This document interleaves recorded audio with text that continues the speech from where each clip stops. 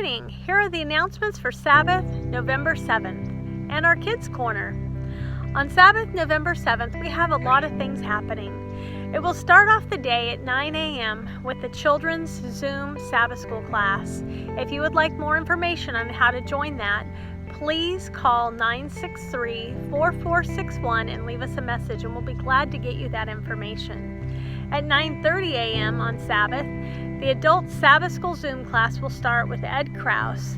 We will be emailing out that Zoom information to you, so check your emails. If you're not getting that, please call the church office and let us know that you're not getting that information.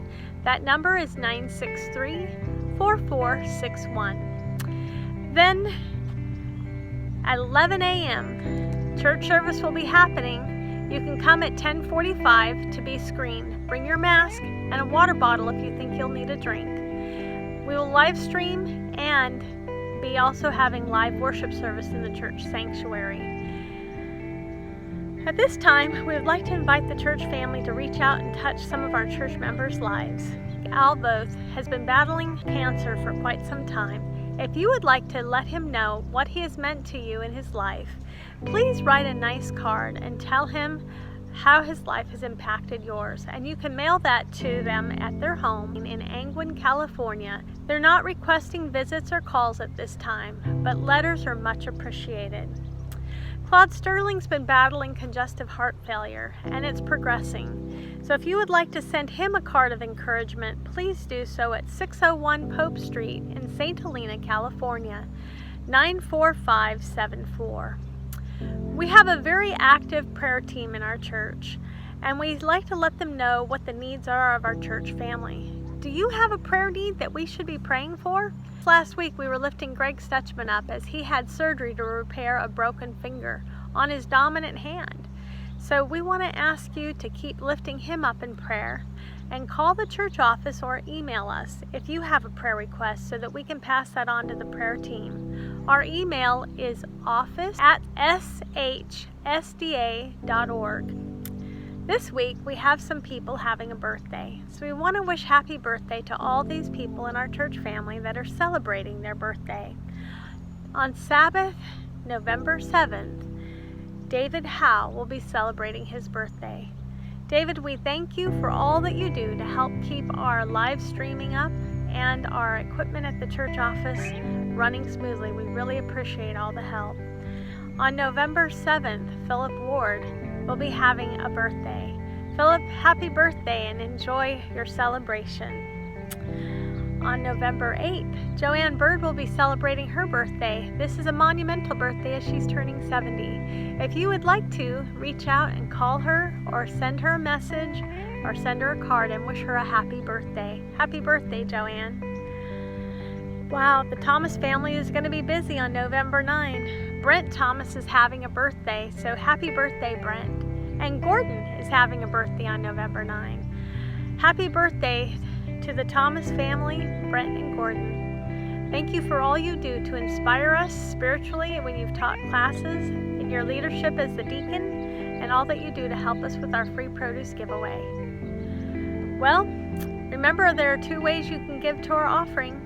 You can mail a check to the church at 1777 Main Street in St. Helena, California, 94574, or if you'd like, you can go to our website at www.shsda.org, click on the giving link, fill out the tithe envelope, and hit send. God bless and have a great week, everyone. Hey boys and girls, do you like to take trips? I usually do. Every single trip requires that you take along certain things. If you're going to go someplace hot, obviously you're not going to take the same clothes that you would take if you were going to go on a ski trip up in the mountains. We spent a lot of time in Southern California. It was really hot there. One day it was 117 degrees. Imagine just 6 weeks later, we drove up to Washington State where we stayed for a couple of weeks. It was 52 degrees some days and even drizzly and rainy. What a difference. what different kinds of clothing and different kinds of things we had to have along for those 2 different trips. When our kids were little, most of our trips were taken going to our relatives' homes. If we were going to be going to my parents', my mom would call up about a week ahead of time and she'd say, "Are you packed yet?" Part of the reason that she did that is she anticipated us coming very, very much. I anticipated going also, but I wasn't quite as organized as she was. In fact, my mom used to get out her suitcases a couple of weeks before she would go on a big trip, and she would pack everything into those suitcases. Even though she packed everything into her suitcases, she still used the things that were in them. That way, she said, she would always be sure that she had along the most essential items on her trip, the things that she used every single day. Years ago, our friend Cindy Frediani found a language school in Mexico. "Do you want to go?" she asked.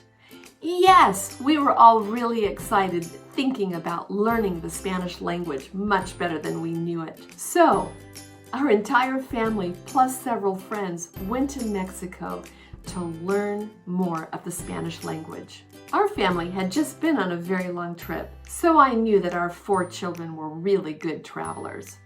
When it came time for us to go on this trip to Mexico, I wrote out lists so that my kids would remember what to pack in their suitcases. There were several essential items that they needed to take with them. Amy and James were teenagers, and they kind of knew the things that they really wanted to take on a trip like this, but I didn't want them to forget anything. Benji was 11, and Timothy was 8 years old. They were such good travelers, never complaining, but on the previous trip, they had each only taken 1 pair of shoes along with them, and there had been a lot of walking, so I wanted to be sure they didn't forget anything on this trip. The night before we left, we were all scrambling to make sure that our house was in order for us to be gone for a full month. You know, preparation can be pretty stressful. Then, once you get going, it all calms down. It was pretty exciting. We were going to take 2 limousines with us to the airport since there were going to be 13 of us going, and we didn't have any other way to get there with all those people and all that luggage.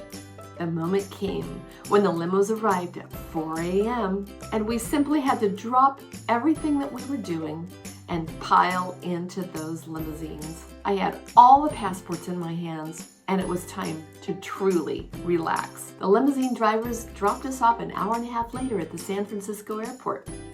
As all the kids began pulling their luggage out, I noticed for the first time that 8-year-old Timmy only had 1 carry-on suitcase. Just 1. I bent down to ask him what was in there. I realized for the first time I had never checked his suitcase. When he opened it up, I didn't know whether to gasp or to laugh. I ended up doing both. For our month-long trip to Mexico, he had packed about 15 stuffed animals. These were the most essential things he could think of to take on a month-long trip to Mexico. We were able to find him some clothing and some shoes, and we did get a lot of use out of those 15 stuffed animals. They put on plays and charades. They did all kinds of stories using those little animals. It was really a lot of fun. The other day I was talking to my sister about the crazy upside down way things seem to be going on in this world. There is a lot of turmoil. Some people seem to be so mean, but there's also so much kindness that's interwoven. Around Napa Valley, we've had recent fires that have resulted in evacuations and power outages during a terrible heat wave and drought. Several of our good friends have lost their homes due to the fires and are still scrambling to try to figure out what to do next. Should they rebuild? Should they move? What should they do? We have friends whose health has taken sudden serious decline. There's so many changes. So much is happening in the news right now.